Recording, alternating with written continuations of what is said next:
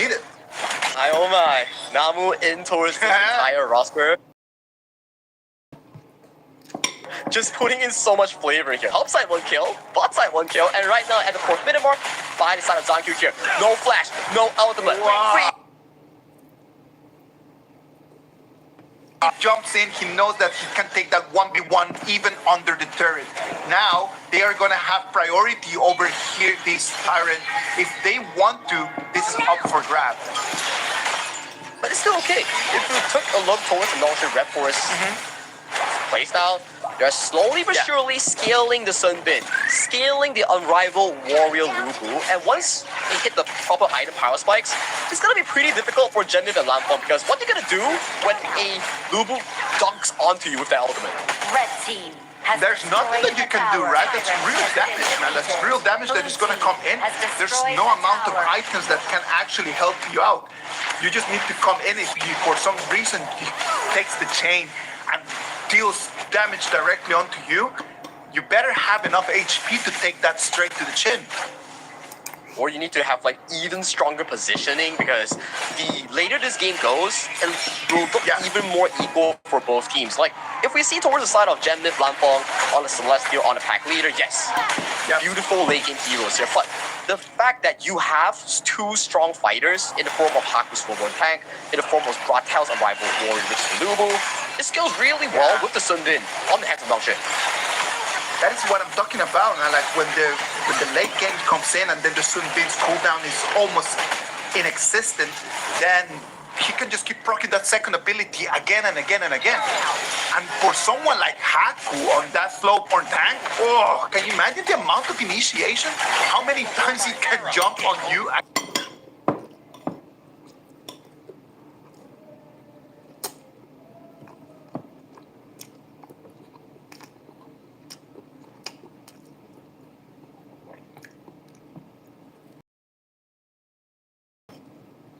But so far in towards this early now, goal lead is minimum in a 1,000 almost favorite into Nongshim Red Force pockets. So the next big breakpoint will be rather in the river or someone's buff if there is a mistake.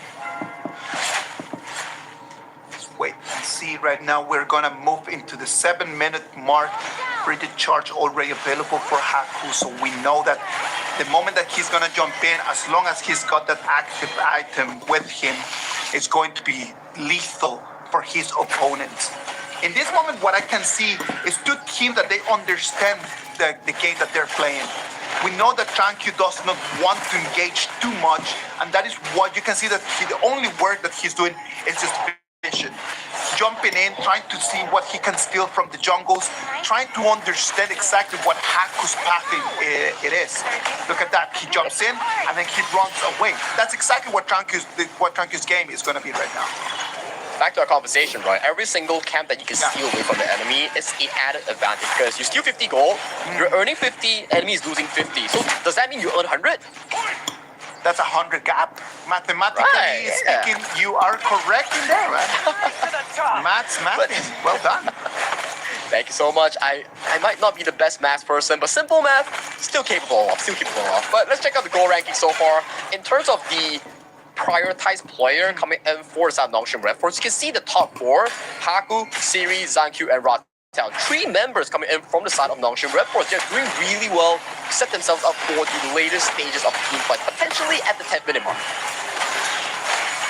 Yeah, potentially for that, because that's going to be the moment where the gaps are going to start opening, right? Like, look at that Haku jumping in. He cannot deal enough damage. And what he wants to see is that Trankyu cannot have access to that blue buff. Oh, but Zankyu still does smite it away, still secures for himself for the time being.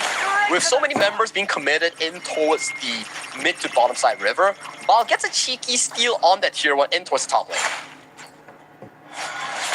Little movement in here for Val, just kind of like understanding the macro of the game. If we are not going to be fighting right now, there's no gap to be open. Oh, goes in on towards the engage, catches on towards Illusion. Illusion has to pop the flash, and the bounce house is already sealed for the side of Zankyu here, but the double ultimate coming in from the Twilight has so much healing effect here. Haku trying to poke out Bao, but you can see the lack of DPS coming in from the side of Longshin Red Force to deal with the double fighter setup that is proposed by BTR. That is the issue about that, right? That's why we always say that Yanjin and Dahlia pair, it's such a critical pick. Because the sustain that you can get on the Yanjin with the double ult in there, easy. Like you need to have something to deal extreme PS for you to be able to take him out. That's why the Yanjin in the previous matches was not actually making any effect, because it was just a single ult Yanjin. Unless that you have a very big item advantage, it's not going to be good. Siri forces the splash in against Gem here. Flash for flash and burns the infinite fastest at the shadow objective spawn here. Not going to be a good news so far if you are Longshin Red Force fans, as Goldie is dead even between these two teams at the spawn of 10-minute shadow objectives. Right now, we're gonna see the first fight over here close to the Tyrant. Lifu has an ulti available. He's been taken very low. Look at this, Saki, the Haku positioning. My goodness. Haku all the way to the back here, presses the positioning against multiple members here. Tags onto Lanfeng, but overstays its welcome here. Rata unable to find the big members here. That is the Zankyu punch here. Marking down 4 members, dogging onto his side of Namu. Namu has to just run away. 2 kills. Clash, jungle. He forfeited from the side of Longshin Red Force. Seri, you have no flash. You have no infinite vastness. This might be the end of this farm laner coming in for side Longshin Red Force. Nothing he could have done right over there. 3-0 trade for Bigatron by Vitality. And that Shadow Tyrant is going to be for them. That's going to be a very big win for them. Bigatron by Vitality, as we mentioned, this might be the moment where they can start actually scaling up. And they're starting to ramp up the tempo here. Didn't manage to do really a zero golem, but putting in pressure into the jungle of Longshin Red Force here. With a 2,000 goal lead so far in favor of BTR, they will definitely want to use this Shadow Tyrant, push in for more objectives, push in for more goal lead. At the very least, try to pick up that mid lane tier 1. It is everything just kind of like turning around very quickly, right? I do not understand exactly what Haku's game plan was jumping in so deep, right? Because he jumps in so deep, and I don't see that he had actually an easy target for him to take on. He jumps in, he cannot find anything, and then after that, it was trying to be the one that was able to just start stacking up kills. It looked like they wanted to commit for a full-on engage, but it seems like there was a bit of a disparity between the members here. As we see Zankyu diving in deep, still walks up pretty much alive here with that Yang Jin. Super tanky, has the multitude levels of heal, continuously utilizing the Yang Jin Dahlia refresh to always be healthy here right now. Setting their sights on this Crimson Golem. Goes effectively into the pockets of Lanfeng's pack leader. Right now, we gotta start paying attention to Lanfeng, right? Like right now, it's not gonna be only the tanky show no more, because that channel in the 12 minutes and 40 seconds, with the right items, I would say 2 more minutes and it's gonna be indestructible. Yeah, right now we do see that Longshin Red Force giving up that bottom tower push here, trying to squeeze in for the Shadow over, but it's too little too late, as BTR has already secured this objective here. Haku has to back away. Zankyu goes in with the dog, uses the side of Origin here. We see the first jump in coming in from the side of Ratel. Catches onto multiple members here.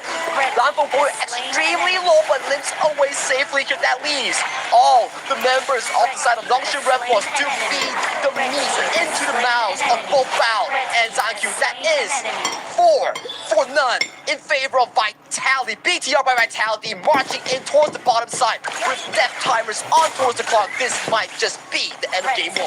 Has destroyed. Namu-san is going to be the last member of Longshin Red Force to try to make the stand. But what stand can you do? There's nothing he can do more than just looking from the fountain as the crystal's going to fall. Vitality is going to take the first victory of this game. It was looking really good in the mid game for both teams. Until that one break point where Haku overdove all the way to the blue side of the red team of BTR by Vitality, and then he got taken down. Ratel jumps in, wants to help, but gets cleaned up by the side of BTR. And to add on into is that even Siri had to suffer a casualty because why? At the 9-minute 40 seconds mark, he went in for aggressive play on towards Genmin. Didn't get the kill, burned the flash, burned the ultimate, which made him into a very passive state on towards the low.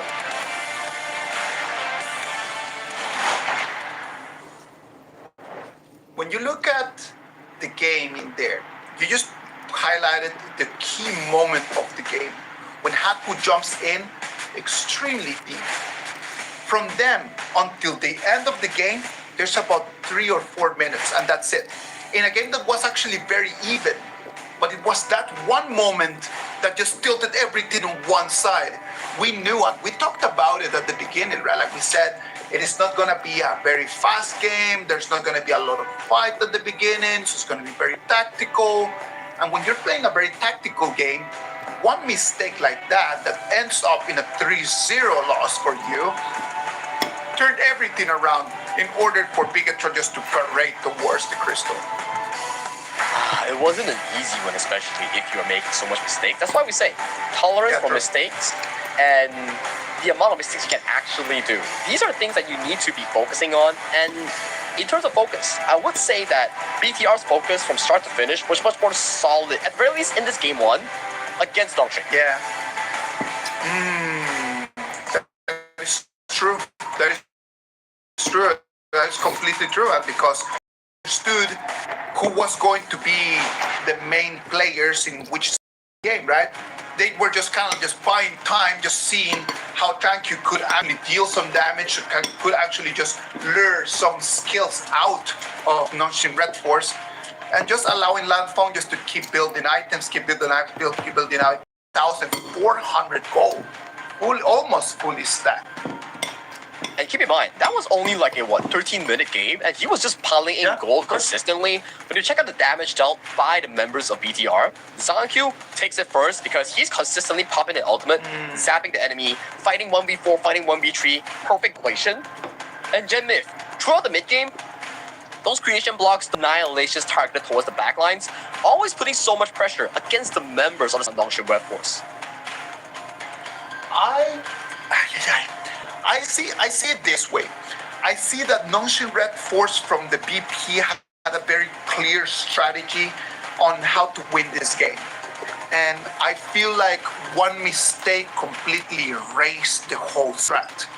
Because the strat was actually working. Did you see how the gold graph was actually very leveled, and it was a tiny bit of an advantage for Nongxin Red Force. So it means that the hardest part of the game was already behind them. But the problem in there is that they were not consistent enough to be able just to push it all the way through. A couple mistakes just erased completely everything that looked like a very good, strong setup. That's why 10 minutes is one of the most crucial breakpoints in HOK, especially in esports and competitive games. Because the moment it's 10 minutes and you fumble that objective, your jungle is open, your towers are open, you give the enemy a free, strong buff that can just dominate teamfights or side lanes, and that's when you see like, oh my god, the mid game that we play flawlessly, equal all the way, is just in shambles. That's why you need to be consistent, you need to be composed in these moments.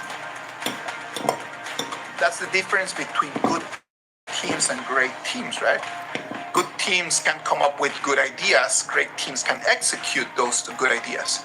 I think that Nongxin came up with a very good idea of what they wanted to do, and it was a very good setup, but they were unable to actually execute it to the team. Not to be completely negative for them. If we want to look for positives, Namu-san's performance on that time bender was actually something to highlight. Let's wait and see what he can do in the next game, because even though they did lose, right now I'm actually pretty satisfied with the way that he played. Individually, he actually played well. But before we go into how Namu was a star in the team, let's put some focus on towards Zankyu here. That tri-like performance, Yang Jin, on the hands of Zankyu. Look at him. Grrr, with that face, looking at you, he's like, come bite me. I love that, man. Thank you. Every thank you in tournaments, like cartoonish character, man. I love him so much. Do you remember to have white hair Oh yeah, great silver hair, right? Yeah. But these are the moments we talked about in the early game that Namu really found those big moments. He was throwing those time bombs at the perfect timing, silencing when it matters. But this is the big turning point. All the way to the back line here. Haku, this is not your base. Where are you going? That's it, man. Look at that. Look at the timer. 10:30. It was this mistake, and then 3 minutes after the game was done. Just one little mistake, and then one little fight, and then that was it. There was nothing else for them to do. The Liverpool finally just comes in, and the fact that Lanfong is able to run away in here. Did you see it with just a tiny little bit of his health bar, being able to run away there to seal the deal for I mean, it really came down to the team fight position. The way that BTR immediately escalated, like, okay, Lanfong, you escape, Jennif, you assist, and then Val and also the side of Zanhyu, you guys dive the backline that had no protection. Because why? Namu is out of position. There's no Lubu. There's no Flowborn tank to protect the squishies in the backline. So it's like free buffet, all for these members here. So right now, like the title suggests, capitalizing on Nongshim misinitiations, BTR secures game 1, which is exactly the summary of that game 1.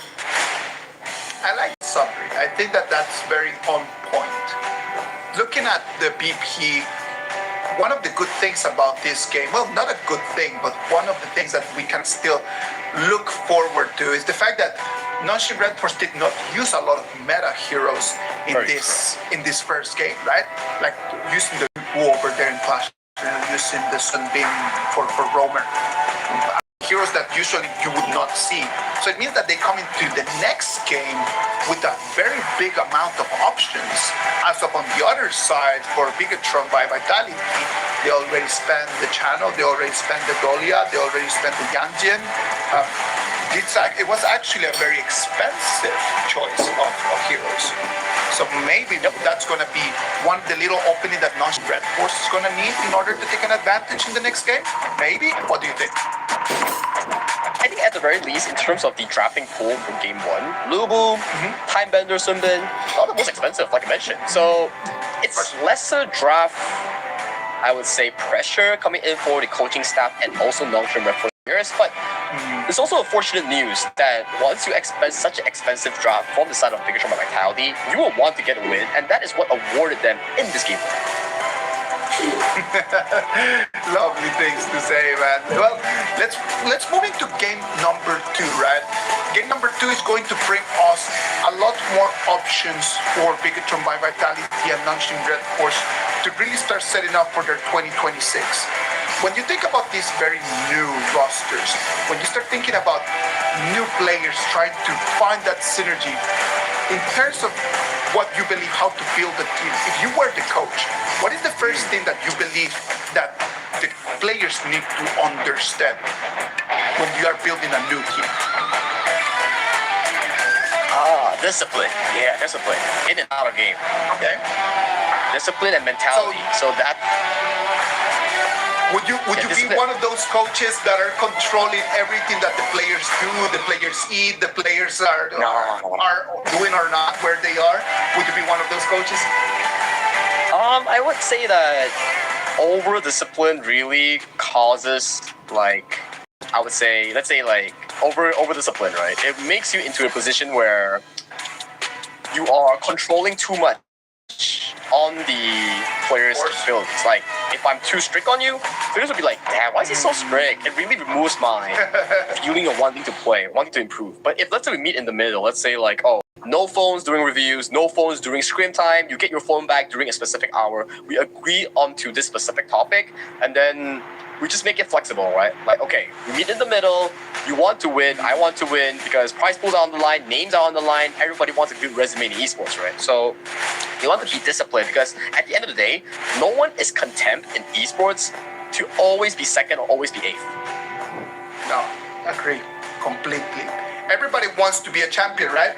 Everybody wants to be better, and even if you are realistically speaking, when you start analyzing the names around, you know that there's some clubs that come into the tournaments with a bigger chance of champions, and you already know that from the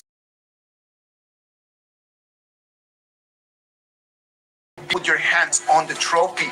So I hope that all of the teams are really aiming for that. If I would be the coach when I'm actually rebuilding a completely new team, for me, the main important thing, the first thing that we need to have is the team culture. Who we are, that identity that makes us who we are. And when you start analyzing the better teams in our tournaments, are those who have a very clear identity. What kind of game do they play? What kind of team do they want to be? When you know what to expect from them, those are the teams that become really successful. Like to your point as well, when you have a team that is united on one solid goal, like everybody wants to win, that's really important. Because if someone is like, okay, I'm just here for the money, I'm just here for the dough, then they're just like chilling, and then like the other four is like, yeah, we want to win, but you know, it's not in sync. That's definitely really not the team environment that you want to be having. That's why you need everybody to be in one mentality. We want to win, we want to commit our lives, and then in the game itself, everybody listens. Everybody listens to the planning, everybody listens to the shot caller, everybody pulls off the plays according to one united call. It can be right, it can be wrong, but at the end of the day, it's about team in this game. It is about the team. Well, what about if we move into the next game? Right now, it is 1-0 advantage for Bigatron by Vitality. Notion Red Force still going to be on the blue side. Bigatron is going to be on the red. Luna, again, the respect. I'm going to call it respect. The respect that they have towards Tranquil on that Luna, on that pay, it's a different level. So, no Luna, no pay, no Yangjin. First pick on towards the Eren, putting a priority on towards Siri. Interesting stuff. So you're giving away picks like the Jing into the hands of Zankyu, which can be pretty detrimental on the correct hands. Yes, exactly. Like, it could be a very big gamble that hopefully is going to pay for them, right? Eren on one side, we saw already in the previous games that it was a very strong hero, right? Like we saw the laning stages for that Eren in the previous games to be very interesting. On the other side, the Trichai is available. What about if we let Bigatron by Vitality show us how that Trichai is supposed to be played? This is the first pick so far coming in towards this entire tournament here. The second hero to be released last year after, I think, before Haya. So right now, being able to see it in tournament, it's gonna be an interesting one. Not sure whether you're flexing it towards the jungle, the clash lane, or the farm lane. Maybe they do it all the way to the final pick, because that's the benefit of red side. You get to observe what your opponent is picking all the way to the last pick. Of course, it would not surprise me right now. Of course, like if they go for a roamer choice, right? That way they just can keep pushing and putting more pressure on non-shin Red Force to try to see. Lapu Lapu is going to be the option for roamer in here. What are your thoughts on Lapu Lapu? Would you say that is one of the heroes that you like to play, or is one of those heroes that you don't find that interesting? I think it's a very good pick so far in terms of like the engaged roamer pulls that we have between Zhangfei, Lianpo, and also Lapu Lapu. Lapu Lapu offers more range and longer reach. Like, you can use your ultimate flash as a combo, you can use spell 2 flash as a combo. Those are potential ones that you can actually do, and you're pretty tanky as well. So those are the available options as Lapu Lapu compared to Zhangfei, where you miss the ultimate, it's over. Whereas Lianpo, you need your team to be following you from a far angle. And talking about the Jing pick just now that we talked about in the first place, there you have it. It's Zankyu on yet another his signature pick, the Jing. That's it. Well, if you see him running around and just dancing and jumping and dealing damage, what a better option just to lock him down, put all the burst damage of the skies onto his head, and then just banish him from the map. That's gonna be the only goal for Illusion. Find Tranquil, delete him from the map. Okay, so here's the thing. On paper, it's really good. On paper, it's really good. But take a look at Bigatron by Vitality's draft. How many engaged do they have? The answer is yes, that many. Because every single player on the side of BTR by Vitality screams one thing. It's the go button. The moment it presses go, it doesn't stop. Everybody jumps in. That's the thing. Like if you have multiple initiation, how Illusion is going to define when he needs to actually use his abilities. Do I use it on the Guan Yu that is coming towards me? Do I use it on the Trichad? Use it on the Mai? Or do I wait and then just put it on the Jing? It's too hard. It might be a good strategy when you think about it from a first level, but when you start thinking for multiple dimensions, it is too complicated. It's too complicated to actually be able to land. And Daji is one of those mid-lane mages that have no solid mobility. Because what are you gonna do if you get engaged on first? Buy the Mai Shiranui, buy the Refab Datu, the Lapu Lapu, or the Guan Yu. What are you gonna do? You're just gonna be sent in all the way into the mouths of BTR that just piled towards you. So that's a worrying angle for the side of Illusion. His positioning needs to be super duper on point with Namu on that Diathea. If they can pull it off, they're gonna definitely be snowballing this Ogren, which is Haku in the jungle. Hopefully we can see that Ogren snowballing in there, right? Because that is the option that I can see from Nonshin Red Force to be able to bring in some fight into this game. Just allowing the Ogren and the Diadea to build up quickly, right? It's the only option that I can see at the moment. I don't see much that could actually give Nonshin Red Force a clear advantage. But maybe I'm wrong, and maybe they have something. Maybe they have something over there that is just completely. Only time could tell, like you always say, right? We need to see how they perform in this game too. For Nonshin Red Force, it's match point on the line. If they lose this, they give BTR a shot at 2-0 and potentially a 3-0 easy finish here. So for Nonshin Red Force, this is their shot at pulling the game even for a 1-1. Ladies and gentlemen, let's jump directly into this next game. It's going to be Nonshin Red Force again on the blue side, and it's going to be from Vitality on the red. The Mai Shiranui against the Taji in the mid lane, that's gonna be a very interesting matchup, because the Mai in the 1v1s might not have that big advantage on that clearing of the wave. Yep, both are quite subpar in terms of wave clear here. We see bottom side between Lanfeng Siri and also F1. They're playing super aggressive, and BTR's dual lane does secure that Firehawk in towards that bottom side. If we understand that both of those mid laners are going to be very subpar in terms of wave clearance, right? Does that say that there's not going to be much mobility coming in here, and then the tempo might just slow down a bit? But stop for a moment though. Zankyu comes in with the mirror domain here, catches onto multiple members here. The damage is insufficient here. Haku still level 3 on that Ogren here, yet to reach level 4, unlocks the ultimate right now. But early game, damage not the most coming in from the BTR side. I'm telling you, man, like that ulti right over there is just like a show of strength, not actually lethal. He knows he doesn't have the damage.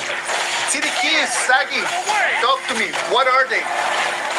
Fire Storm, F1RE, and Storm as the back here. So drop it into what's that community tab, the CD key, and Wildfire once again with also 1 instead of the I here, forcing Namu's Flash with that aggressive charge coming in from F1. That's gonna be an important spell going into that 4th minute mark.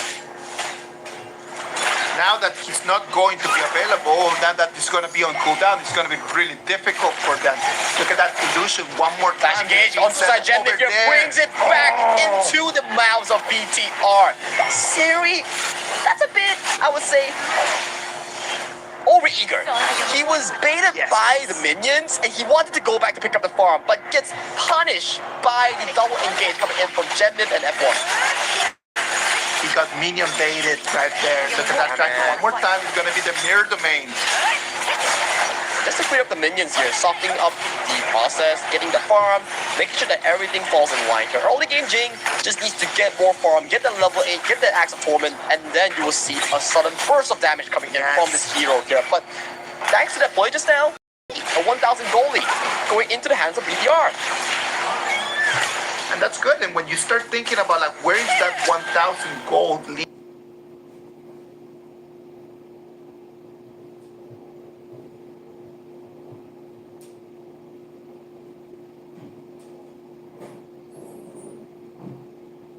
Spark Force Dagger after into the really strong when she starts pacing into that first and second item power spike. First power spike comes into the laning phase when you get the Spark Force Dagger, and then second power spike comes in when you get that Doomsday.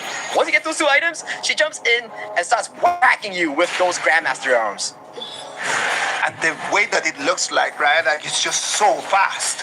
It's really like a lot of damage coming in a very quick fashion. Look at that rotation. It's gonna be a 4v1 against that one. Yeah, Bao not the one enjoying that take there. 4 people, immediately Illusion flashes in, drops the charm, and he's there just to be fallen down to his ground. But yeah, based on this play so far, it's a trade between towers. But BTR still get the added advantage of getting this tyrant. Has destroyed a tower. I'm gonna say that just losing that Guan Yu, but being able to take the turret exchange and the tyrant, I wouldn't say that it's not that painful of a loss. It's actually pretty okay. It sounds like a 2 for 2, right? Tyrant for a kill, tower for tower. So it's pretty good coming in from Nongqing Red Force. Very proactive in capitalizing the timer here. Yeah, no. 4 minutes, we don't want to fight, we want to capitalize on a numbers disadvantage on towards the top side, hence the catch on towards Bao, really reasonable. Oh, look at that. One more time. Engage on towards Ratel, falling dangerously low, multiple levels of knockup on towards the Star Launcher, but that's all your engage tools being committed on towards Ratel. One Pure Sky, one Flash, mitigating the engager, Haku. Next person to be engaged on, but there's no healing reduction. The ultimate, stamping on towards Lanfeng, has to use the Flash. That is a very aggressive play coming in towards the side of Nongqing Red Force, and Zanku goes in, finds the miracle maid, assassinates Nongqing Red Force illusion here. Haku in the midst of 4 people here, but I like the play coming in by Big Control by Vitality, stalling Haku in towards the bottom side, so Zanku and Ball can get that mid Q1. They did not want to go and get the kills. The kills were completely secondary for them. What they actually wanted was that mid lane turret. That mid lane turret opens opportunities. It opens the map in only 5 minutes and 50 seconds of the game. Very well played out by the side of Big Control by Vitality, reading the map to a very complete state, and right now they're eyeing on towards this Azure Golem in the hands of Nongqing right now. Haku gets stolen away, the engage drops over on that side of Namu, he's immediately getting annihilated. Decide to make the rotation and go for the tier 2 in the mid lane instead. Look at that, like right now, it's just gonna be BTR just pushing left to right, just completely kiting around the whole map so they can actually have control of everything. It's really well played coming in for out of BTR. Every single rotation that I have done always benefit them in some sort of way. Towards the bottom side, we saw how they got the kill on towards the members like Illusion, and then the mid tower.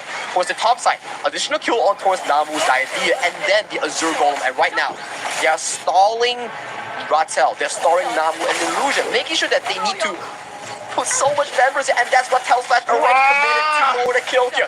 Wow, finds the push, but the heal coming in is so damn crucial coming in for the side of Nongqing Red Force. A lot of damage on towards Zanku, has the Purify, starts kiting in. Lanfeng jumps in with the Grandmaster's push, kiting already 2 members, slicing them down. Make that a tree before he falls. Now triple kill in towards the hands of BTR's marksman, making it a 3-for-1 special, the Lanfeng show. Lanfeng shows us that triple kill. Amazing performance by him. He was not able to run away with his life, but at the end of the day, a triple kill is always an amazing mark for any player. Congratulations to Lanfeng in that. Has destroyed Personally, a a KIS4 beta player myself, I love the way that he played that. Found the opportunity when all the spells were committed on towards Zanku, on towards Bao. He knows it's go time, and he jumps in straight to that back line. They just need to just have some sustain, right? As long as they're not being erased out of there because of Illusion statue, they know that they can still fight back. They have amazing damage. They just need to really suck in some of the abilities coming in from Nongqing Red Force, and they can always counter attack. The counter abilities coming in from being Bigatron by Vitality are top level. the execution, like you mentioned, is really top level right now. They're being man-marked in every single rotation here. Genmif spawning out Namu's position, forcing them to make a big rotation all the way back to the base right now. And that right now is going to be the Charlotte that is going to be spotted. Be Tranky and Val, the ones that they have eyes over there on Rattel.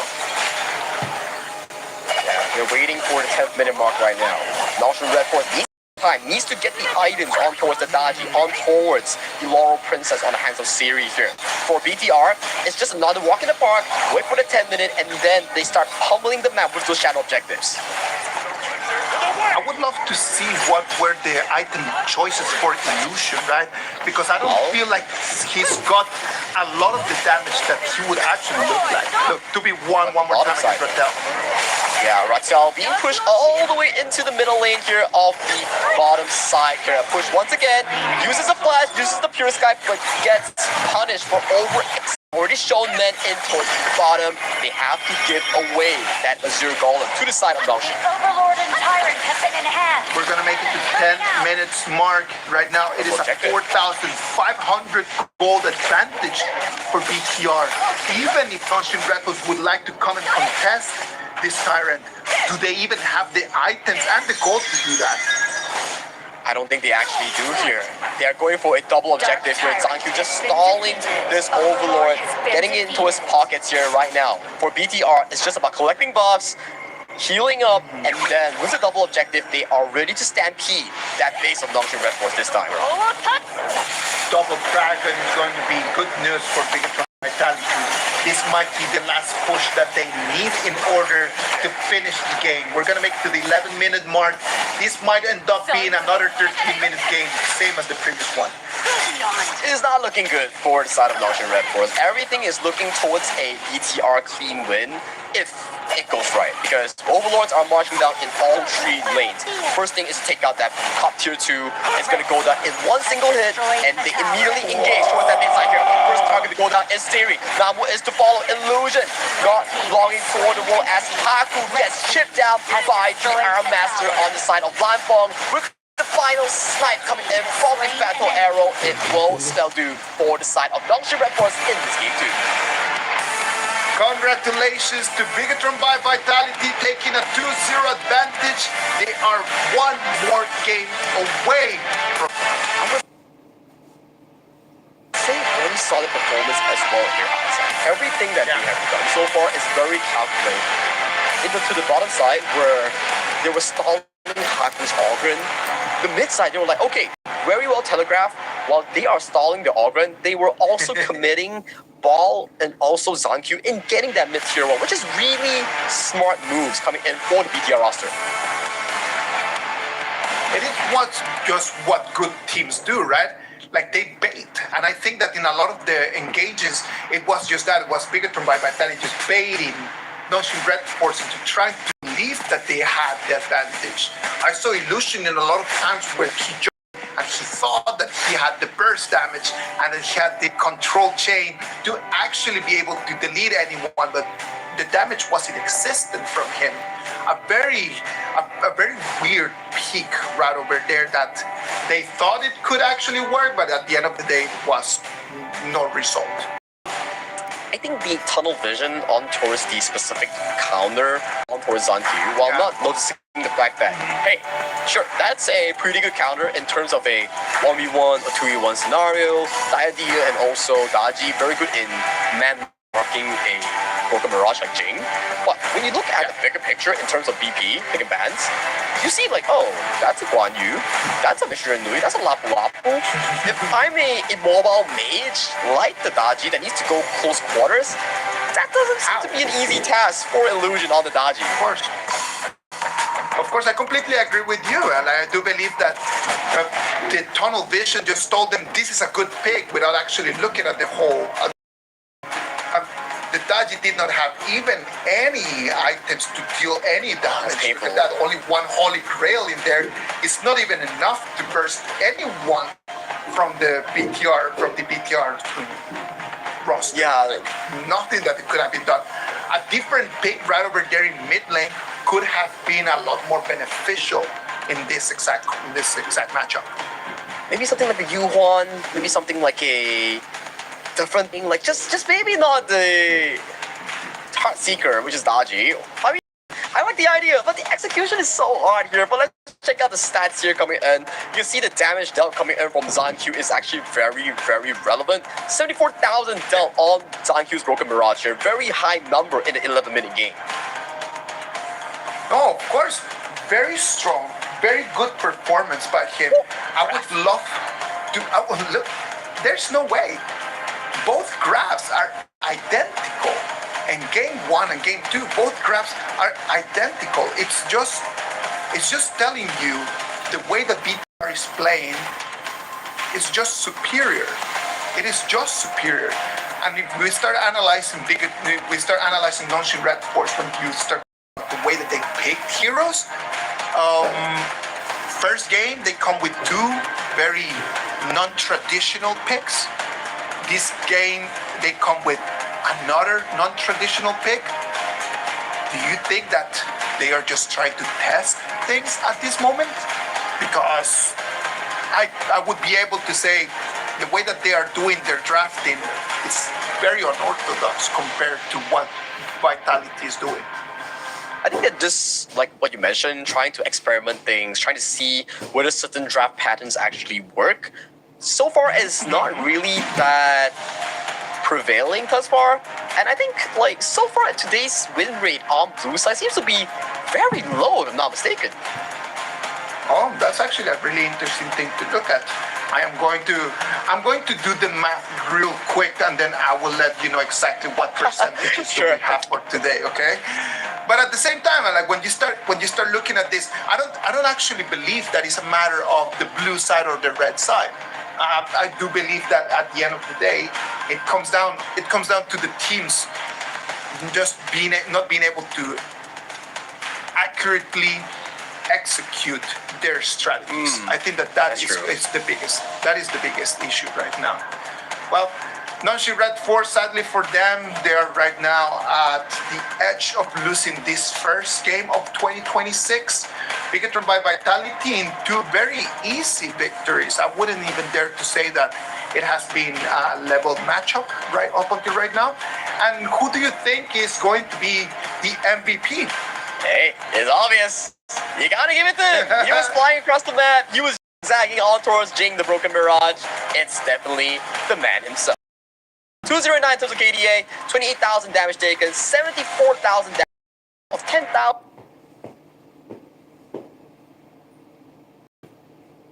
In an 11-minute game, almost a 900 GPM.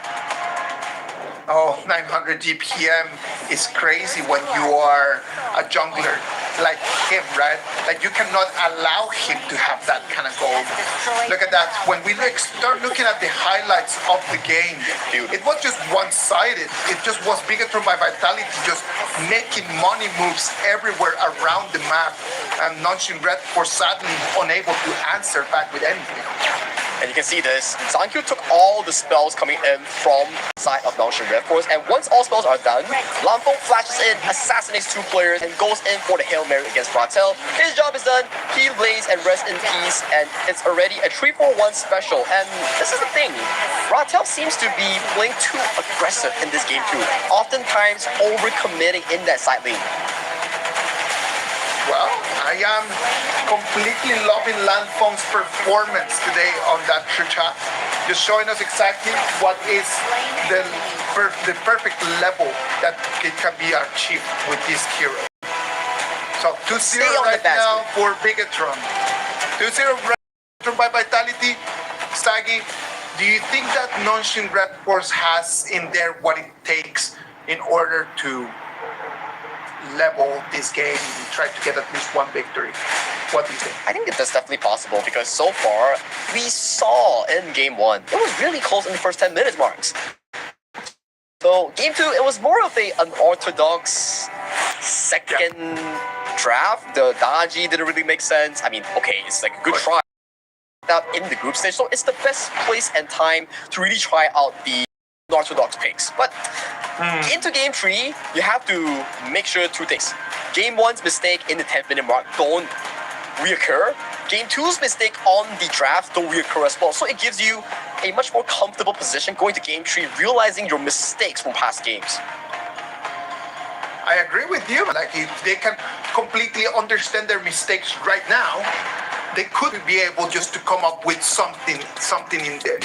There were some little sparks of good performances right over there during the game. If one of those sparks can actually just catch up into a fire, then non-team Red Force could actually be able to take things for themselves. What they need is just to keep trying. They need to keep trying with this, probably with a completely different draft, going into something a little bit more traditional. I don't like a lot the way that Haku is playing today, so most likely I would just completely just try to make the team roll around a different player. Do they have any other player that they could actually roll around? I think so far in the draft that we've seen from Game 1 and Game 2, actually it's very series-centric. First pick on towards the long in Game 1. First pick on to the Laurel Princess in Game 2. So, in terms of the draft, maybe swap it up a bit. Go for the strong ones like Dolia Yangjian, Dolia Yuhuan, Maestro Nui, Haya. These are the interesting picks that we have yet to see perform well for some of these teams. Well, Sagi, you asked me if the blue side was actually having a bad day today. Out of the 1, 2, 3, 4, 5, 6, 7, 8, 9 games that we have had today, only 2 victories from the blue side and 7 victories from the red side. I think Complete the red draft domination right pattern, now at this moment. I think the draft pattern so far that I've been seeing is that blue side, there's only a few first picks they can actually go for. Things like the Dolia, so you can play the Yangjian. Things like the Pei to play around the strong tempo. Things like the Long, so you can adjust between the 2 builds that you're playing, the Crit build or the Frostcara build. But then the red side offers so much value. The moment someone picks something like Dolia, you get to steal away things like the Pei, you get to steal away things like the Yangjian, Yuhuan. So for me, after observing day 1, red side seems to have a lot of value so far. Well, that is something that, lucky for the teams that have not yet started playing, they will be able to analyze. Maybe it's just because of the way that this patch is designed. The red side, actually has a lot more of a challenge. No, a lot more of an advantage because they can actually counter. Maybe the counter is going to be the whole trend in this new patch for this KIS4. Yeah, that could be the case, right? And already a first pick Consort U coming in from the side of Dongshin Red Force. Not what we usually see in broad daylight. So that's an interesting one, considering the fact that there's still things like the Chano available, there's still things like the Direnjir available. So that's definitely potentially a comfort pick coming in from CU Dongshin Red Force coaching staff. I did not even imagine that Consort U was going to show up in KIS4 in terms of how the patch works after the and everything for this patch. Consort U was clearly the stats are dropped a little bit, and there are other options over there for marksmen that are a lot more meta at this moment. So I did not actually expect Consort U coming in. Feel my presence. I have to fully agree with you. I was the one that's not expecting this as well, but based on Dongshin Red Force pick and bans thus far, it's looking pretty decent, I would say. You have the Consort U to negate the late game potential coming in from Lampong's early, to also man mark against Val's Martial Monk, which is the Dharma engages here. So that's actually a pretty decent pick. All they need to do in this second phase is to ban away those strong mid-lane mages here. Ladies on this one, and also another long range potentially something you got in Mo. So it allows the Woodland Ranger on the hands of Siri to be playing in a more comfortable zone. Let's see what's going to happen in there. Like Consort U, it's not a bad hero. I don't want people at home just to think that I am just trying to just troll. It's just a matter of like understanding that different patches you need to have different options. I know that it might be just like Siri's comfort pick, but if it is not working right now, then we need to adapt. But well, I'm not gonna keep talking about that. I'm just gonna move forward. Yukio Tachibana is going to be the option that they will have there for Haku.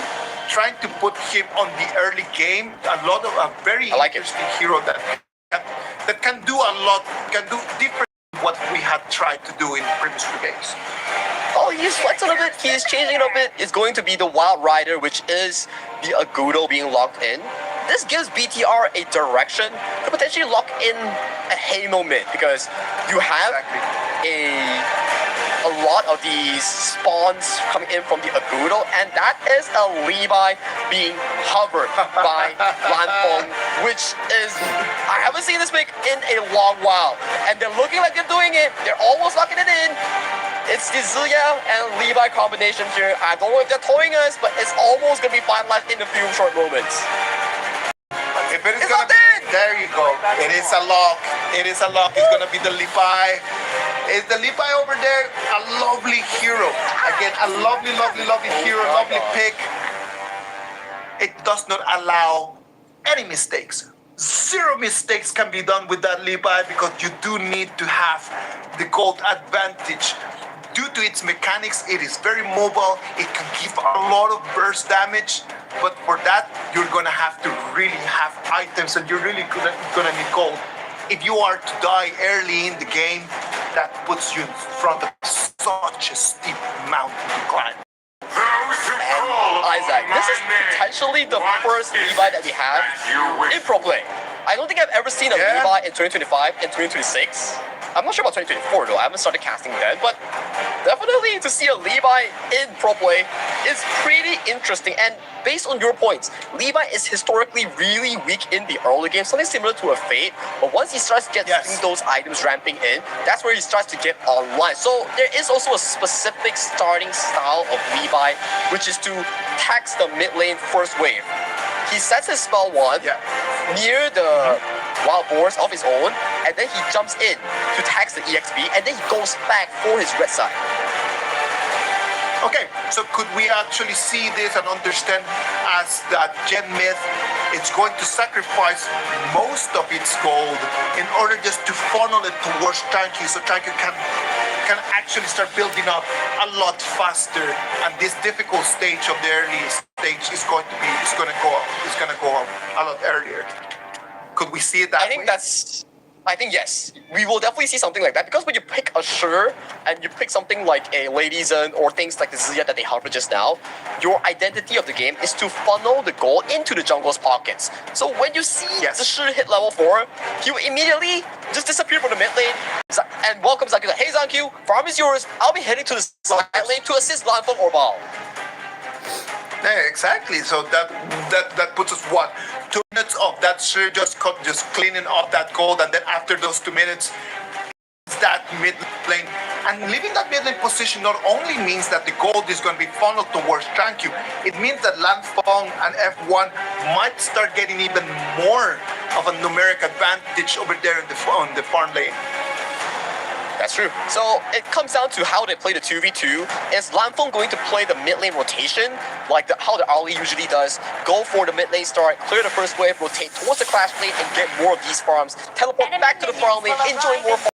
Or are they going to funnel more farm into the pockets of Zanku? So it's a interesting choice that they have to actually see into. But based on the game, based on the minimap that we just saw, it's going to be a funnel Zanku game in the mid lane. Let's wait and see. This is gonna be the first Levi we have seen in a while. Did you see that? Tranky just using the mechanics of the hero to come in. Look at what Agudo is going to start. He has information about the jungling path of Agudo, and then he can already start just mirroring that. Yeah, getting the information is really important because you get to tell your team like, hey, Agudo started top side, so he will be clearing all the way to the bottom side here. So Lanfeng, you have to be careful in your early exchanges, especially in that laning phase against Siri. Oof, being put on the back hill over there, Lanfeng. Sadly for him, just facing that Consort U is going to be very difficult. Consort U just being that Siri pick, right? It's got to be a reason why Siri just would like to play that hero right now.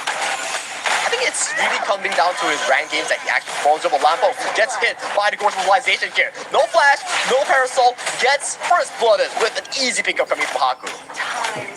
Haku comes in the right moment, capitalizes on that, and that is going to be good news for Nonshin Red Force. This is going to look good. Very early first blood for them. Very early advantage. My own I think it's a very fatal mistake as well, because knowing for the fact that the enemy, you already know the vision is coming down from top side all the way to bottom side, so being caught by that means that you're not respecting the information given over by Zankyu. Exactly. Exactly. Like, you received the information, because I'm completely sure that on the comms, like, Kankyu is just letting people know about this. But you receive the information, decide not to act on it. That is a mistake. It's like you're not locked in enough, you know. But mistakes tend to happen. Not properly. It's all even. F1 has a leaping savior away towards safety here, almost getting caught by the bombard of spell CC chains coming in from Nongshim's side. So right now, in terms of the mid-tree, the priority and the bottom side, it looks to be pretty Nongshim favorite, almost amounting to a 1,000 goalie in this early mark.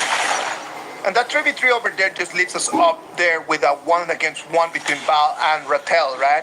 The fatigue against the Dima. When you put those two heroes in front of each other, who has a bit of an advantage in terms of mechanics? In mechanics, I would want to say the easy way, the easiness in terms of like the execution that we talk about, the level things they can actually do. Actually, it's much more favored towards Nongshim Red Force. Team fights are easy, good pokes coming in from Silent Illusion and also Siri. Zankyu has gonna be a hard time to capitalize on Siri, because Siri has a free physical immunity from this spell too. Exactly. So Siri can actually just sustain a lot in these matchups, right? Like in this matchup, just Siri on that console, you can sustain a lot. It's gonna depend a lot on Gen Myth coming in and trying to deal some of that magical damage. Yeah, and Gen Myth is historically playing a sure, which doesn't really take that much gold. Unless you say that, okay, Gen Myth landing the perfect silk weave on towards the side of Siri, pulling him all the way into the arms of VTR, then that's going to be a good play. But realistically, is it going to be possible? That's going to be really hard. Exactly. It is going to be extremely difficult for them to be able to execute all this unpaired. It's going to be really, really hard. And right now, with the 4-minute timer being unlocked for the side of both teams here, Zankyu potentially looking for a steal. A bridal outburst catches on towards the side. Red Force gets this slight angle for the side of Zankyu, but gets punished immediately. Unable to blink back off that spell 1. Losing 2, but winning the Tyrant. Is that what you want, Biggest Robot Vitality? Bigatron by Vitality right now opening the doors for the Nongshim Red Force comeback. It's gonna be so tragic right now for Bigatron by Vitality. They do not have any control over the map right now. And we've talked about the fact that Kankyu on that Levi needs to have a little bit more favorable environment for him to develop. And if he does not have that, right now Nongshim Red Force is completely in control of the match. It's not looking good, I would say, because as a Levi, losing your Azure, losing your Crimson, losing your farming tempo sets you really back as a jungle assassin pick. You need to be always on form, always looking for farm. That's how you flourish as jungle assassin. But right now, 5 minutes into the game, 2,000, 3,000 goal lead for the side of Nongshim Red Force. Things are looking really difficult for Biggest Robot Vitality. Let's look at the goal difference right over there. The goal difference starts just showing up in the very specific heroes, right? Like over there, Haku Rattel. Goes in, gets the true mantra all towards Siri here. Siri flashes away towards safety here. So that's a kill negated coming in for the side of Zankyu. He gets the ultimate on towards Siri. The refresh is so real. Rattel gets the isolation kill on Haku here. Rattel going 1v4. Hand gets the first towards Lampo as a trade. Everybody has to back up. We're landing the Silky Imprint on towards Rattel. That doesn't have the flash. Does Val get the finalization? He doesn't. That's the end of the you in favor of Bigatron. The reach was not enough. Right over there. Did you see how Rattel on that fatigue just stood on business, and as he was leaving back, wow, without the flash in there, it was unable to actually get that. As Zanku has to force the back, the spell one to reach the super splash into the original position. He's pretty low. I don't think he actually contests for this as your goal. No, come on, like he cannot actually go for that. This one. He understands. He understands that these decisions in here would actually just be the end of the game. The game is not going really well. Look at that Going in 2v1. for a 1v1 play with Bao coming in towards assistance here, getting that 2v1 kill.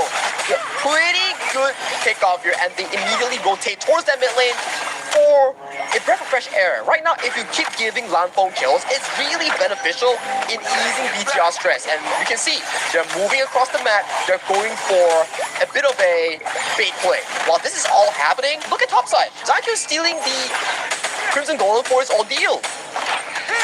He knows what to do. He knows exactly what he needs to do it when he's playing that Levi. He doesn't need to be participating in fights right now. At this moment, he does not have a big advantage. Participating in fights right now is going to put him in a very vulnerable position like this. Look at that. The mantra finding onto Namu, but Namu gets a charge out to a safety here. A pretty tanky target, not enough DPS to actually take him down. But while all this is happening, Zanku is having a free time, farming the top side, getting those minions here, getting those towers, recovering from that early loss. Oh, that's what Silk Imprint comes in.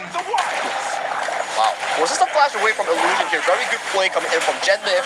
Zanku forces the position, gets the tower here, but blinks back into Namu here. Namu looking for the engage, charges in, Raging Sea, lands onto no one here. Zanku gets caught by the Dread. And then ulti coming in from Illusion. Very big play here. Siri uses Dispel too.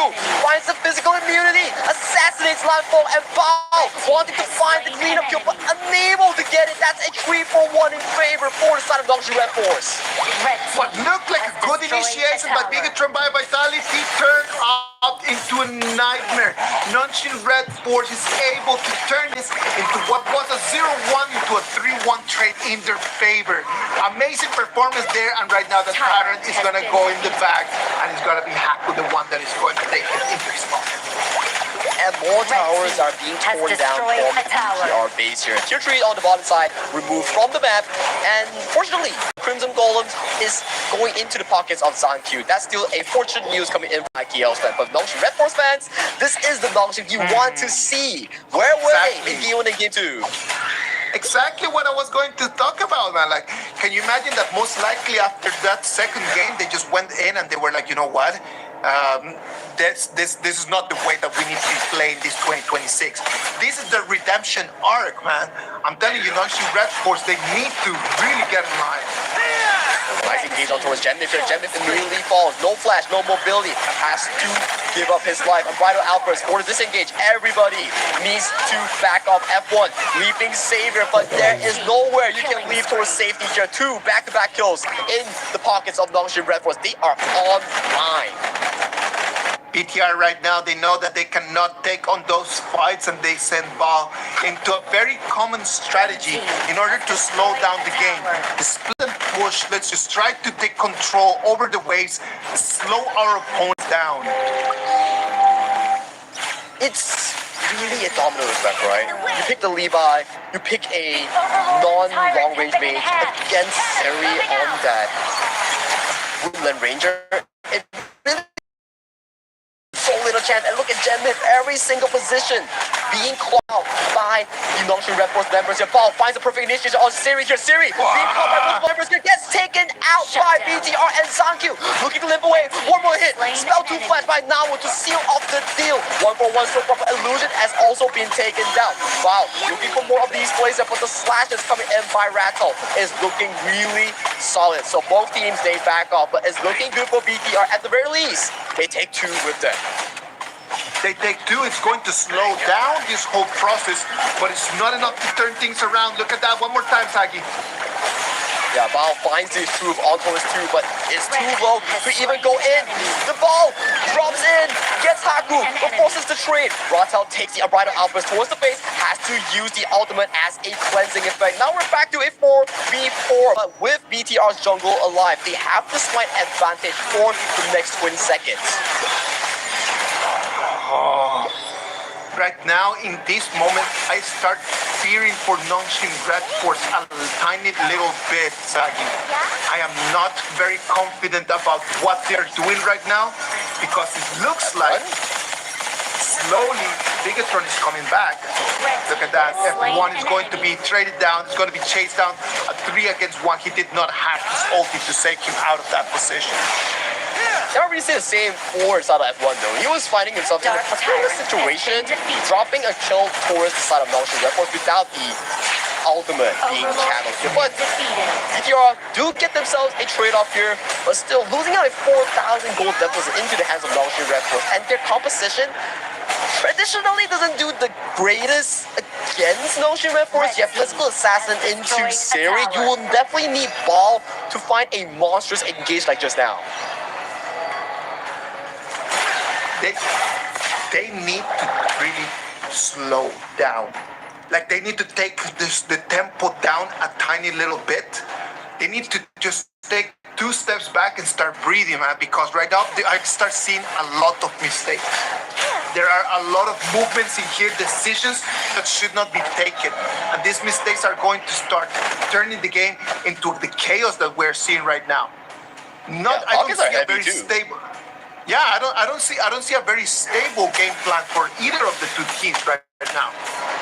It's very volatile. Like, imagine Nongshim Red Force doing that in the early game, but they still managed to be forced a trade with BTR into a Shadow Overlord and Tyrant trade. So, for BTR, the uncomfiness always comes in the form of the team fights here. It always requires Baal or Gem Mid to land a miracle engage. If not, it's going to be pretty tough. But Zankyu getting thrown a multi-field level of spells for mobilization. Wings of Freedom catches him with the damage, and Roxel comes in, catches on towards 2, already a double kill. Baal has to force the flash. Landfall wants to go in with the assassination here, but that's 1v4 against multiple members, and you do not want to take that. There's no winning condition in that engagement right over there. The outbreeders come in, but to what goal? Like there's nothing they could have done right over there. They just need to just move back. If one procs his ulti right over there and right now it goes into cooldown in a situation where they could not actually go into the counter. But that's the thing. Yes. Nongshim Red Force won the fight, but look at the side lanes. The Vanguard, the Overlords just chomping down these side lane turrets, and Nongshim Red Force, sure, you get 2 kills, you can't push on the lead like before. It is difficult right now. Look at that, 14 minutes. What we keep seeing is Nongshim Red Force keeps continuing with that same advantage. 4,000. Right now it's going to start expanding into a 5,000 gold advantage, but they don't seem to be able to capitalize out of it. They have the gold advantage, but they don't seem to be able just to make the succession of decisions to finish the game. Because if it is 14-30 and we keep back, we might make it to a moment where it's going to be better for Bigatron by time. Raging Sea misses on towards Zankyu here, so that's going to be a key spell being on cooldown later on for that objective here. While cleaning up the top wave first, preparing for that objective here. But Zankyu blinking back into multiple members here, uses the slashes on towards the members here. Unbridled Outburst goes wide. It's onto no one. Right now we can see it's 5 seconds away from the next objective. Is going to be the Dark Tyrant. The Dark Tyrant fight right over here. We can see the ultimates are available, but F1 just uses his Unbridled Outburst, and that's going to be tough for him because he's not have it available for this fight. Oh, nice mantra on towards Illusion here. Illusion gets to press the Splendor at the final moment. Flash away to safety here. But the first to fall will be Namu and also Zankyu here. Now it's a 4v4. Lambo going towards backline here, trying to get assassination on towards Haku here. The Woodland Ranger has the spell to immunity to cut off any pursuit coming in from the side of BTR. For the 4 objectives being soloed by the side of Lambo in that Tyrant. BTR right now makes it a 2-1. They lose Illusion, they lose Namusan, and right now Ratel is still on trouble. Oh, he almost got it! Guilty with the flash, gets away to the safety, 2% turning time. thousand levels of HP right over there, and it's able to run away, turning tides in there. You thought you got me, but you did not indeed. Wow, that's gonna be a painful one coming in for the side of Nongshin Red Force. Ratzel, that's too aggressive. You don't need to do that. Not when you are winning by that much. What was a 5,000 gold advantage right now is narrowing into only 3,000. And if we keep going with this same trend, it is right now Bigatron, the ones that they have the minion wave advantage, knocking on the doors of the high ground of Nongshin Red Force.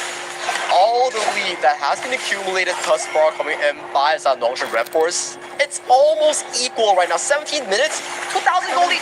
That's almost to nothing. Destroyed a tower. Red team Oh, Zanku falls. slain an enemy. Thank you, gone, just like that. It is just a very big problem right now for Bigatron. Thank you just cannot keep falling. It's already his 6th death of the match. Yeah, it's not looking good for Zanku on that Levi here. So there's this. Maybe it's a test and experiment pick coming in from BTR, but we see the positioning coming in for the side of Big Trouble Vitality, trading sides, half map for the side of Nongshin Red Force, securing that Overlord and also top wave. So for the next 2 minutes, waves are going to be empowered coming in for the Nongshin lineup. 2 more minutes, that's going to be for Nongshin Red Force, and then after that we're going to have the Tempest Dragon over there. So can Bigatron by Vitality force it through to the 20 minutes mark right now? It is looking extremely difficult for them as the Vanguard starts spawning in. All 3 waves. Zanku is coming to the bottom side, but look at the amount of people that's chasing him behind him. He's really got a target on his back, man. Like, there's nothing that he can do. And right now, the Illusions Garuda is gonna be the best option right over here. Look at that, he procs the ulti, and everyone needs to move back. Yeah, no spell to from Siri here. That's gonna be on the 8-second cooldown in this 18-minute mark. So it really comes down to whoever finds the perfect engage. Nice slashers coming in by the side of Zanku, getting a bit of poke on towards Haku here, but doesn't really do too much. The Flickering Fury as of this point here. Lanfo, let's get a bit of poke. Right now, Vanguards are marching in towards the high ground. The solution one more time, the ulti. It's not enough. Right now, BTR is able to defend the 2 waves of Vanguards, and they're going to push us to the 20-minute Tempest Dragon. We're looking at the Tempest Dragon. I think this is our first one of the day here, Isaac. Our very first Tempest Dragon in KIS4 in 2026. Well, and when we think about this Tempest Dragon fight, I do believe that BTR might have an advantage over there due to their composition in terms of the mobility that they could have in order to try to steal the Tempest Dragon. So unless that Nongshin Red Force has a very good opening to try to get on that dragon, I don't think that they should go for it first. They should go to try to fight. Yes. You don't want to force a 50-50. Zanku can come from multiple angles. There is also a Unbridled Outburst or Namu on that Raging Sea that could CC lock you from pressing Smite. So side lanes positioning is really important for both of these teams. Look at the minions marching in from top lane, marching in from bottom lane. Those have to be attended as. Ladies and gentlemen, welcome to the Tempest Dragon, the 20-minute mark, the game-ending mechanic of Honor of Kings. This is the longest game that we have had today, this day 1 of the KIS4. Let's wait and see who is going to take this Tempest Dragon, because I can tell you, this Tempest Dragon is going to be the key to the victory. Levi is going to show it in the mid lane. They know that they have advantage. The Tempest Dragon to 50% right now, Saki. Waves are not looking too good for Bigger Trouble Vitality here. Mid wave, top wave, all piling in towards this turret here. And the mid tower, I think, almost falling as well. But the aggro being collected by the side of BTR Vitality. They're going for the push. They got it! Secure by the side of BTR Vitality. Val looks for engagement with the back side here. Siri no longer has the safe sanctuary, gets taken down. But look at the base here. Ratzel is going for the Hail Mary push. Down towards the base. He's going for the push. Can he do it? Coming true from the BTR members. I don't think they can go for it. They have to back. Ratzel has to escape, but he's going wide. He's going for the bottom turret. He wants to do whatever he can for the team. This is insane. Look at that. Ratel trying his very best. Can he take the 1v1 against Bao? Sets him against the wall. He's going to send it to the fountain. Look at that, Sagi. Illusion wants to clear away. Gets pulled by Jemip at the most important time. And with that base race, big trouble by Town seals the deal in the 20-minute game. Bigoted by Vitality, showing us that you don't need to have the advantage at the beginning, the middle of the game, as long as you have the advantage at the end. It does not matter if you cannot laugh at the start. As long as you're the one laughing at the end, that's everything it counts. Congratulations, Bigoted by Vitality, a 3-0 victory, putting them at the top of their group right now. The resilience that's being shown by Bigatron by Vitality. The early game, they have a lot of mistakes, but the composure that they have set for themselves, the ways to come back against Gongsun Red Force, slowly but surely leading that to the 20th minute mark where Zankyu and also members of BTR secured that Shadow, the Tempest Dragon for their team and leading it into a Hail Mary push in that mid lane. That was just a fantastic way to end day one of the group stage. Loving it completely. It was such an interesting game to watch. I loved watching Bigatron by Vitality today in these 3 games. It was really good to watch them. It was very exciting to see this matchup. At the same time, Nonshin Red Force, I'm telling you, it's not all negatives. There is something in there. In every single game that Nonshin Red Force had today, they had some very interesting elements that they can really prioritize for the future. The problem is that having single elements that they can prioritize is not enough yet. It's not a complete failure, but it's something that they really need to go and think about. I think to analyze Nonshin Red Force gameplay, their pre-10 minutes is really good. Solid, I would say, very good macro rotations, very good in capitalizing all these small mistakes coming in that BTR actually provided. But the issue I think that they have to fix going on towards the entirety of the tournament, day 2, day 3, group stage, knockout stage, all until the grand finals, they need to fix their game plan after 10 minutes. I think that's the thing that's stopping Nonshin Red Force from evolving into the ultimate red. Well, they are the ultimate red, and the problem is that right now, in order to get into that position, they're still steps away. They're in the right direction, but they are not there yet, and that is important for them to really move forward. They need to decide how to take those steps, keep going in the direction that we're going. I do believe that they need to fix a little bit of their pan and pick. That's something that they still need to go and polish. But in order to prove that not all the time we are correct, look at Series Concert U. Look at the numbers coming in from Series Concert U. 6, 3, and 7. An amazing performance by Siri. This goes to show that in terms of fundamentals at the pre-10 minute mark, they already have it in the bag. Because the Zankyu of the KD are 3, 6, and 5, not the greatest of the KDAs after his back-to-back MVP performance in Game 1 and Game 2, which in this game itself, you can see why there is a re-roster for BTR. They want it not to be a Zankyu only show. They want players like Bao, they want players like Lanfeng to capitalize on the advantage that Zankyu is being forced down, so the side laners are more free to express themselves in these games. I love that you mentioned that point right over there, right? Like I was checking right over there on the comments from the people watching the game right now, and a lot of them just wanted to say like, this is exactly what Zankyu needed. He needed other teammates that in the moment that he was not performing, they could actually be core. So a multiple core team is a better team than just having a really strong Zankyu composition. So look at this. This is exactly what we're talking about. They do not have a gold advantage any moment in the game. Not even when the game finished, they had a gold advantage. Look at that. It's 21 minutes of trailing, not having items, not having vision, not having gold, but still like that. Did you see the amount of damage that Lanfeng was dealing? Incredible. Incredible indeed. And throughout the entirety of the game, we have to give props to Bao, their Clash laner here. Without his big moments, those backline flanks Yes. against the members of Nongshim Red Force, this could have been an easy game for Nongshim to.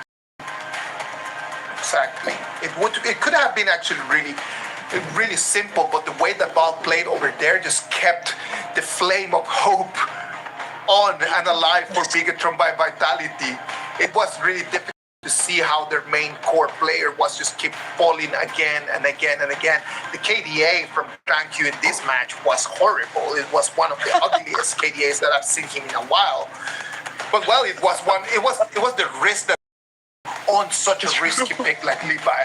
We talked about Levi being a risky pick, and it was a gamble. It did not pay for him, but lucky for him, he had Lam Fong over here to really take him out of jail.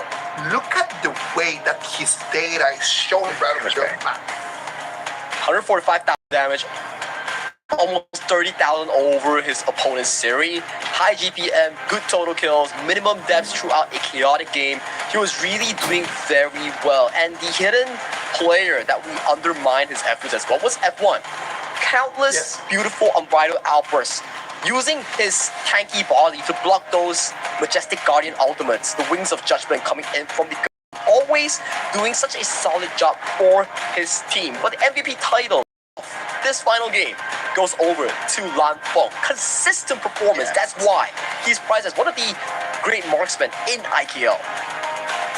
We talked about that Parasola just falling off a little bit from the ranks of marksmen and the tiers, right? But today, all of the teams have chosen it. All of the teams are still using it.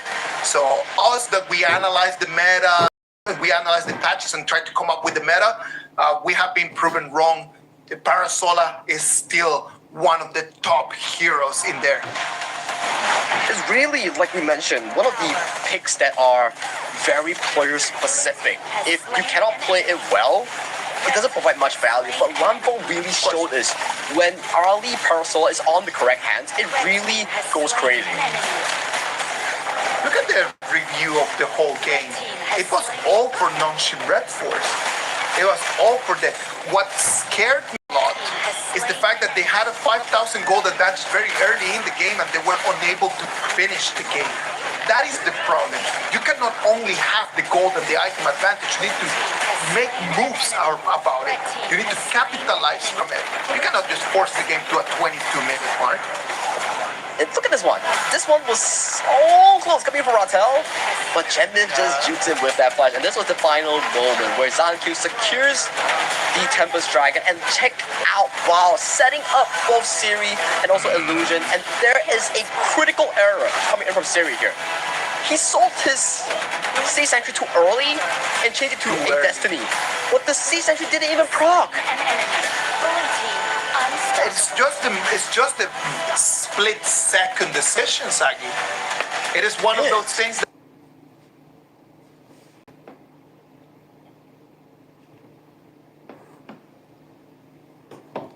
that you would want to be able to see information that goes in there, and that's for a lot of us, people that have played Honor of Kings to a high level. I'm not even talking about the professionals. I'm talking about the people that have played to a high level.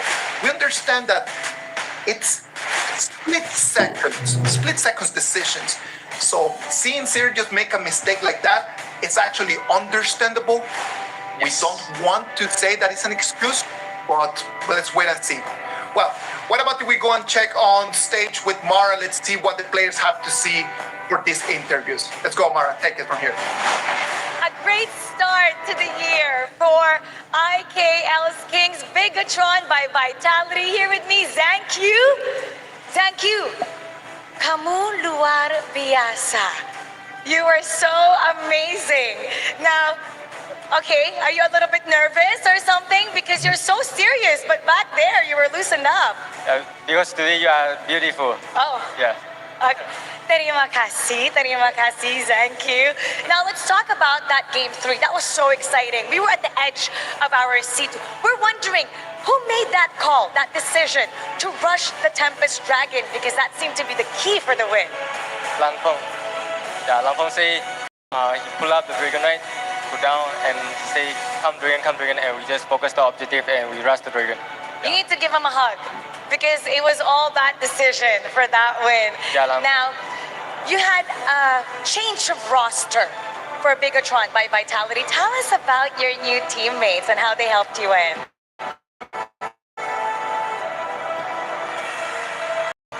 Your new teammates. Tell us about them. Yeah, we have a good chemistry, right? Okay. You teach me. Yeah, not bad. It's good. Yeah, so far it's good.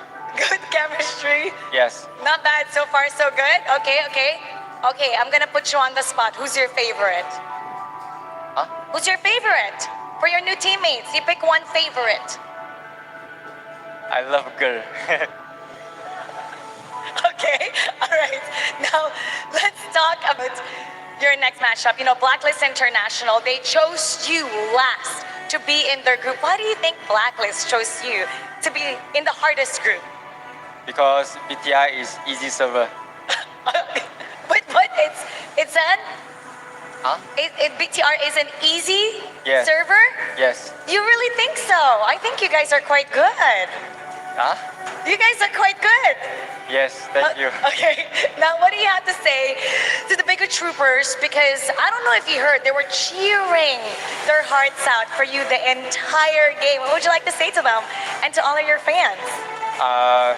Thank you, PK Troopers. Come here to watching us offline tournament. Yeah, thank you for your guys' support. Love you guys. Yes. And thank you, we love you as well. You're always so amazing. Yeah, I love you too.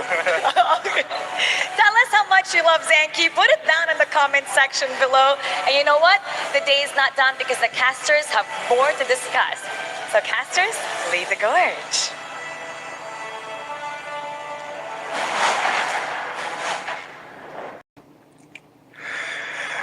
Thank you, spreading the love. I love you too, thank you. He loves everyone. Seems like he's a person that a lot of love to show and to share around. Indeed. It was a really nice interview. We always love trying to interact over there with Mara. Mara, thank you very much for your amazing work right over there. Well, Sagi, it's been a beautiful day one. KIS4 started with a bang. Great start for 2026. What do you think has been like the best moment from the whole day today? The Levi pick coming in from Zankyu, man. That's definitely something I haven't seen for the past 2 years, man. Yeah, that's true. That Levi pick, it is really interesting. It shows us that it might become one of those players and one of those heroes that is going to start showing up a lot more. After today's 3 matches, we can see that the standings on both groups start moving a little bit. Group A, BTR and Nova, 3 points each. Right over there with 2 very good victors, Blacklist and Longshin Red Force. Better are going to have to start changing things around starting from next game. On Group B, Dominator is going to start on the top, but Boom and Team Hack have not yet had their first game. So let's wait and see what's going to happen in between those 2 teams tomorrow. I think IKL fans will be really happy because DMT, BTR currently sits at the top of their respective standings here. But hey, let's go over to tomorrow matches here. Starting off the day, we have Team Hawk going up against Kagendra, the opening debut match of Team Hawk. A new team coming in from the MPL region, and Kagendra looking for the first win. Boom Esports takes on Dominator Esports, a yet another PKL IKL rivalry. And to close out the day, another PKL IKL rivalry between Blacklist International and BTR by Vitality. So it's a very action-packed day for IKL fans. Every single IKL team is playing tomorrow. Well, that's going to be action for tomorrow. We're going to bring you all of that action right over here. Remember to be online. Go back, watch the replays from the games from today. Try to make your own conclusions, right? And remember, go back, try to check on what's going on, try to play yourself, and try to let us know exactly on the comments what you think about our performances. Today is coming to an end. We're gonna send it over there to Mara so she can say the goodbyes.